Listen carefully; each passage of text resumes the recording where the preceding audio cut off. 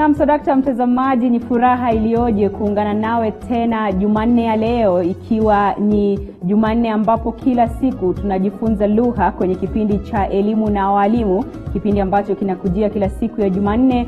Mtazamaji, katika kitengo chetu cha lugha ambacho tunasema ni tasnia ya Kiswahili, leo tutakuwa tunaangazia msamiati wa kilimo. Tutakuwa tunajifunza matendo, vile vile vifaa na vitu vingine ambavyo vinapatikana kwenye tasnia hii ya kilimo. Na studioni ninaye mwalimu Fred Obondo ambaye atakuwa anatusaidia kudadavua na kuweza kuchanganua masuala mazima, kuweza kuelewa vitendo vinavyofanyika pale shambani, vifaa vinavyotumika pale shambani, pamoja na misemo na nahau inayotumika katika tasnia hii ya kilimo.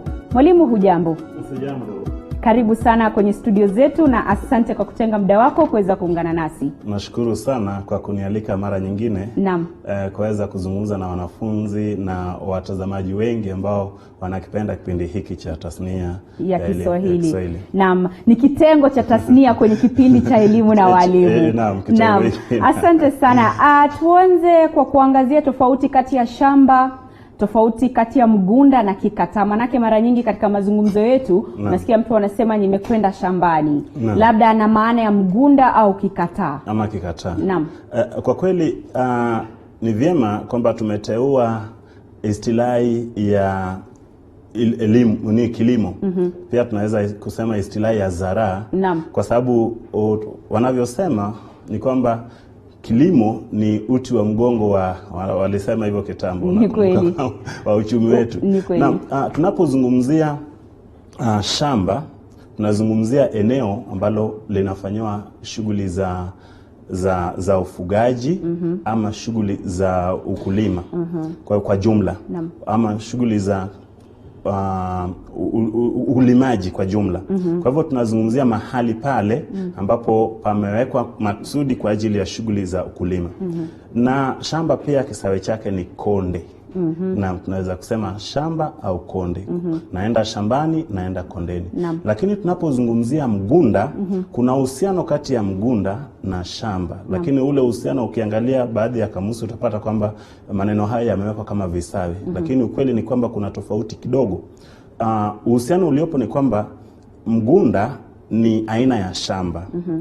Ni shamba ambalo limekuziwa aina fulani ya mmea, aina moja ya mmea. Ni shamba pana, shamba kubwa ambalo lina namna moja ya mmea. Kwa mfano, tunaweza kuwa na mgunda wa mikahawa ama mgunda wa mibuni. Ama tunaweza kuwa na mgunda wa miwa. Tuseme kuna jina maalum huitwa chalo. Ama shamba la miwa. Unapata kwamba ni miwa peke yake ndio imepandwa hapo, eneo zima na eneo kubwa. Kwa hivyo Kiingereza wanaita plantation. Ama tunaweza kuwa na mgunda wa michai. Alafu sasa tunapozungumzia kikataa, nazungumzia sehemu ya shamba. Unaweza kuwa na shamba kubwa, tuseme una shamba ekari moja, alafu una watoto watatu.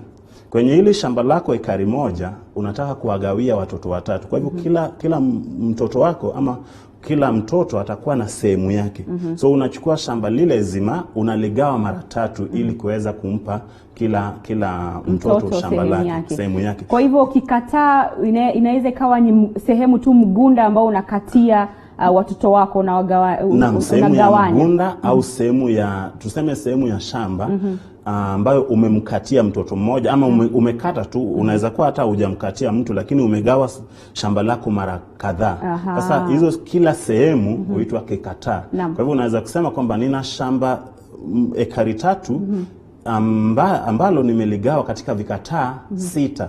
Kila kikataa ni cha mtoto mmoja. Kwa hivyo unazungumzia pia huitwa kori. Kori ngeli yake ni easy. Unasema kwamba nimegawa shamba hili katika kori 5. Halafu kuna tofauti pia tunapozungumzia ngwe au kuo. Na pia tunaita ni sehemu ya shamba umegawa ili mtu aweze kulima. Kuna tofauti.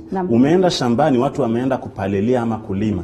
Alafu mnapiga foleni pale. Alafu naambiwa kwamba wewe sehemu yako utakayolima tumekugawia sehemu hii kutoka hapa mpaka pale mbele. Mraba wako tunaita mraba au tunaita kuo au ngwe. Sehemu ambayo umemgawia mtu kwa ajili ya shughuli za ulimaji ama kwa ajili ya shughuli za upalilizi, kupalilia ama kulima. Sasa unasema kwamba ni ngwe au kuo. Naam, nadhani sasa tumeweza kupata taswira kamili ya msamiati ambao tunazamia hii leo, na ni msamiati wa kilimo. Tumeweza kutofautisha shamba, mgunda na kori na kikata. Sasa tuweze kuangazia mimea pale ndani. Kuna ule mmea ambao unachipuka. Ukiwa tu mdogo kabisa, ukiona kwenye ardhi unachipuka. Ule mmea tutasema ni nini? Tunaita mche. Na manake wakati mmea ulipo shambani unapanda. Alafu unapopanda mmea unapanda mbegu. Alafu zile mbegu zinaota. Alafu zikachipuka. Baada ya kuchipuka mbegu sasa si mbegu tena. Huitwa sasa mche. Manake unaona sasa ile mbegu ishageuka ikawa mmea. Ni mmea bado ni mchanga. Ule mmea ukiwa bado mchanga vile tunazungumzia mche. Na mara nyingi mche upandwa mahali fulani ambapo panaitwa kitalu au kitangu. Kitangu ni kitalu au kitangu. Kitangu. Mahali sehemu maalum ambayo imetengwa kwa ajili ya kukuzia miche. Sasa wakati unapokuza miche kwenye kitalu, unalenga kwamba baada ya kuchukua mche ule unautoa pale ule mche ili uweze kupanda mahali fulani. Kwa hivyo kile kitendo cha kutoa mche mahali fulani, mahali kwenye kitalu na kupanda kwenye shamba. Unaweza kupanda mche kwenye shamba baada ya kukuza. Kama vile minyanya, unaweza kutoa kwenye kitalu alafu upande tena. Sasa kwa Kiingereza wao wanasema transplanting. Kiswahili tunasema kuatika au kupandikiza. Na tunapozungumzia, umesema ni kitalu na kisawa chake ni kitangu. Kwa hivyo umesema kitangu ni pale ambapo unapanda mimea kabla haujaweza kupandikiza. Kabla ya kupandikiza. Kwa hivyo kitangu au kitalu hiki ndio kwa lugha ya Kiingereza tunasema ni nursery bed. Na kwa hivyo basi tunapotoka kwenye nursery bed kuna ile greenhouse.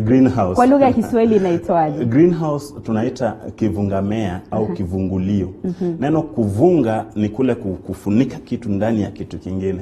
Kwa hivyo neno kivungamea limeundwa kutokana na uhulutishaji ama uunganishaji wa maneno mawili. Kuvunga, kitu kinachovunga, kivunga na mimea, kivungamea. Alafu tunasema au kivungulio, kitu kinachotumiwa kuvunga ama kufunika kitu. Kwa hivyo greenhouse ni kivungamea au kivungulio. Na pale tu katika shamba bado tulikuwa tunazungumzia kule kupandikiza. Tunapozungumzia kupandikiza, kuna mambo mengine ambayo watu wanaweza kuuliza. Unaenda shambani, unaona mtu amechimba mashimo ili akishatoa miche pale kwenye kitalu aweze kuipanda kwenye yale mashimo. Yale mashimo ambayo mtu anachimba shambani kwa ajili ya kupandia miche huitwa makoongo. Koongo. Na neno ni koongo moja, katika wingi ni makoongo. Na kuna tofauti, msikilizaji aelewe kwamba mtazamaji aelewe kwamba kuna tofauti kati ya koongo na kongoo. Kongoo katika Kiswahili ni Kiingereza wanaita corpus. Ni jumla ya mkusanyiko wa maneno ya lugha fulani. Kwa mfano katika Kiswahili tunaweza kuunda kopasi au tunaweza kuunda kongoo ya Kiswahili, maneno ya Kiswahili ambayo yanalenga labda eneo fulani, ama tunaweza kuwa na kwenye tarakilishi tuunde maneno, hifadhi ya maneno mengi sana ya lugha fulani. Hapo tunazungumzia kongoo, lakini kwenye shamba tunazungumzia koongo. Sasa kule kuchimba yale makoongo tunaita kupiga koongo au kupiga makoongo. Mwalimu, turejee hapo Umesema kupandikiza ni kutoa miche mahali pamoja na kuipanda pengine. Sijui kila kitendo cha kuchukua mmea aina fulani, tuseme ni ndimu, na labda unaweka pamoja na chungwa. Kile kitendo kwa Kiswahili utasema ni nini? Na hicho kitendo pia ni kupandikiza. Manake nilichanganyika kidogo. Nilidhani pandikiza ni hicho kitendo. Kwa hivyo basi ni kwamba pandikiza ina maana mbili. Ina maana mbili. Ni kule kuchukua mmea fulani, kwa mfano unachukua ndizi, unachukua chungwa, unakata sehemu yake, sehemu ya mchungwa, alafu unaenda unapandikiza. Kisha kwenye labda mpera. Hiyo tendo hilo pia huitwa kupandikiza. Na kupandikiza huku kwa kutoa mmea kutoka sehemu nyingine, kuna kisawe chake tunaita kuatika. Kuatika ni kule tu kuhawilisha mmea kutoka kwenye sehemu fulani na kuweka kwenye sehemu fulani ili mmea huo upande. Lakini kule kukata sehemu pia na kupata sehemu ya mmea fulani na kuchopeka kwenye mmea mwingine, na pia ni kupandikiza. Yote mawili hutumia neno moja. Na mdana hizo mbili. Kwa hivyo tuangazie sehemu ya shamba pale wakati ambapo unajipanga, iwapo ni mkulima anajipanga kuweza kupanda, labda akisubiri mvua. Kuna kile kitendo unakwenda pale kwenye shamba, unalima shamba lako. Kwa hivyo ile sehemu inakuwa ni kwamba imeshatengezwa tayari na subiri kuweza kupandwa. Kwa Kiingereza tunasema ile ardhi au ile land imekuwa tilled. Kwa Kiswahili tutatumia neno gani? Nitazungumzia mambo kadhaa kwenye ule utayarishaji wa shamba hadi mpaka mwisho labda. Tukianzia kuna kufyeka. Utafyeka shamba. Alafu baada ya kufyeka ukitumia kwanja au ufyekeo, kile kifaa slasher. Inaitwa fyekeo, manake ile akti ya kufyeka. Au kifyekeo, wengine wanasema kifyekeo, fyekeo au kwanja. Unatumia kukata zile nyasi. Tunasema unafyeka. Ama unaweza kukata nyasi ukitumia mundu ile inaitwa sickle. Kuna wengine wanatumia, inategemea aina ya nyasi. Kuna nyasi nyingine ambazo haziwezi kufyekwa kutumia fyekeo. Kutumia fyekeo. Utatumia mundu ukikata. Baada ya kufanya hivyo utalima. Ukilima utalima ukitumia plau, ama unaweza kutumia jembe. Na kuna namna fulani ya jembe kubwa huitwa shilanga. Unaweza kutumia shilanga. Shilanga inakaa ni kama ni labda neno la kutokea kwa Waluya kule. Ni Kiswahili sanifu. Na kwa hivyo tunapozungumzia plau, maendelezo yake ni yapi? Plau maendelezo yako ni pa, la, a na u. Plau. Kwa hivyo imeswahilishwa tu kutoka neno la Kiingereza. Neno la Kiingereza. Na baada ya kulima shamba, kisha umeliacha lile shamba lako. Sasa najibu swali lako moja kwa moja. Umeliacha lile shamba kwa ajili ya kupanda. Unasubiri kwamba muda mvua ikinyesha tutaanza kupanda moja kwa moja. Sasa kule kulima sehemu ile ya shamba, ama shamba ambalo tayari limelimwa na halijapandiwa, huitwa weu au ucheu. Tunatumia neno weu ama ucheu.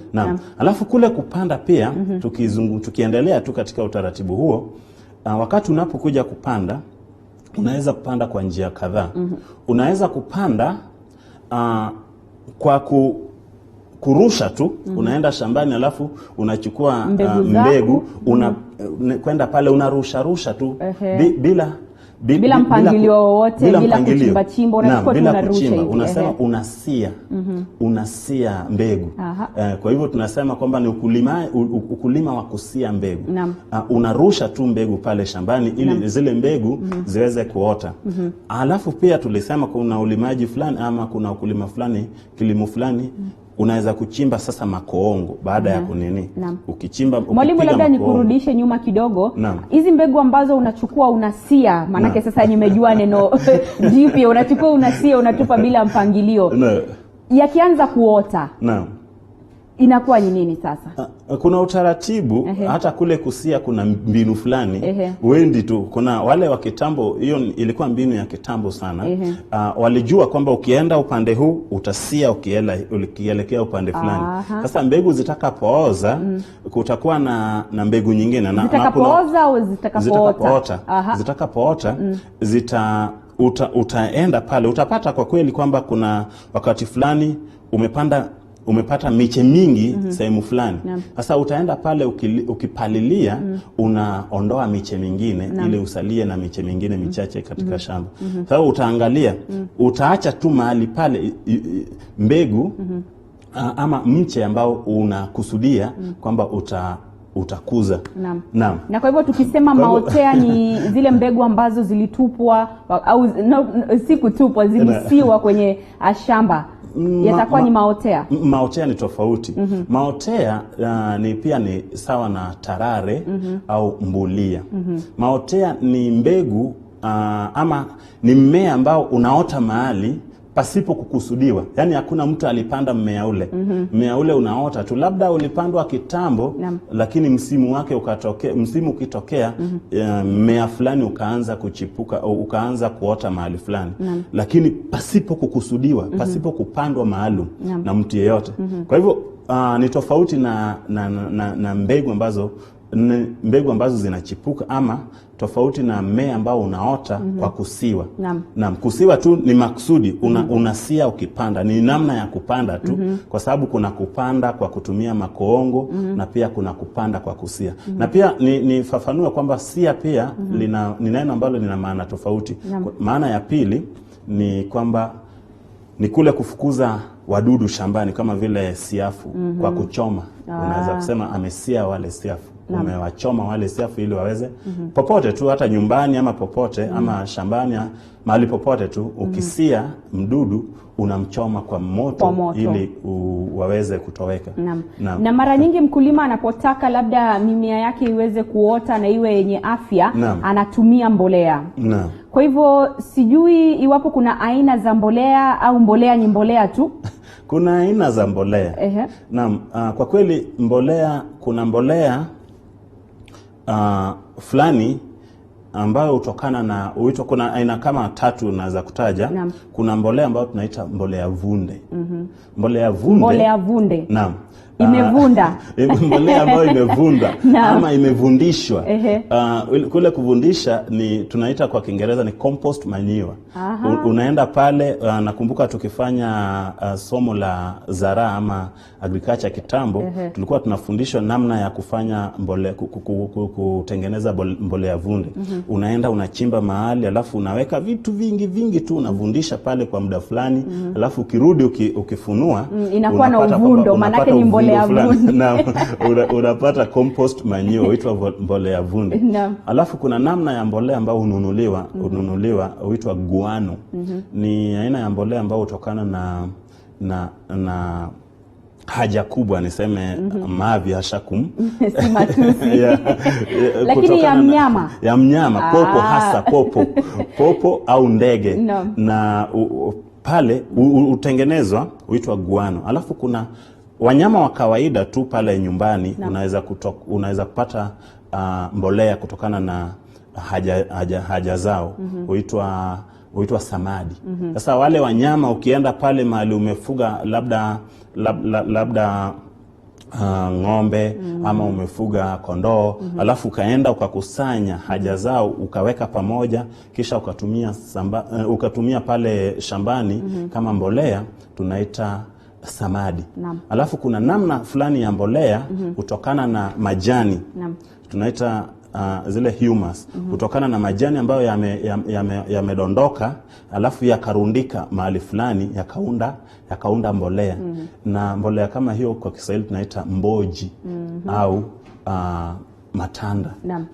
Na wakati mwingi wakati ambapo unataka kuchukua ile mbolea au mbolea vunde, unatumia kifaa fulani ambacho pia kinatumika kwa ujenzi. Kile kifaa tutakiita vipi kwa lugha ya Kiswahili? Kile kifaa ambacho wengine ukienda kwenye ujenzi wanatumia inaitwa spade. Okay, spade ni, unaweza kutumia spade ama unaweza kutumia karamala. Spade tunaita sepetu. Sepetu. Naam, sepetu. Nilidhani sepetu ni jina la mtu. Maanake kuna mwanamuziki katika nchi ya Tanzania anaitwa Wema Sepetu. Naam. Kwa hivyo sepetu ni ile spade. Kutokana na spade. Na ama shovel pia. Kiswahili huwa mara nyingi tunatumia neno sepetu kurejelea shovel na spade. Manake kuna tofauti kati ya shovel na spade, nategemea uundaji wake. But kwa katika lugha ya Kiswahili tunarejelea yote mawili. Tunatumia neno sepetu. Naam. Na ulikuwa na nyongeza? Alafu pia wakati fulani wengine wanatumia ile ambayo wanaita karamala. Karamala ni namna ya, ni kama kijiko lakini ni kikubwa. Wale wajenzi pia wanatumia wanapotengeneza ujenzi, aka nyumba. Kile kijiko ni kidogo zaidi ya spade. Ni kubwa, ni kidogo kuliko spade. Nadhani nimekipata. Labda kina umbo la triangle hivi. Naam.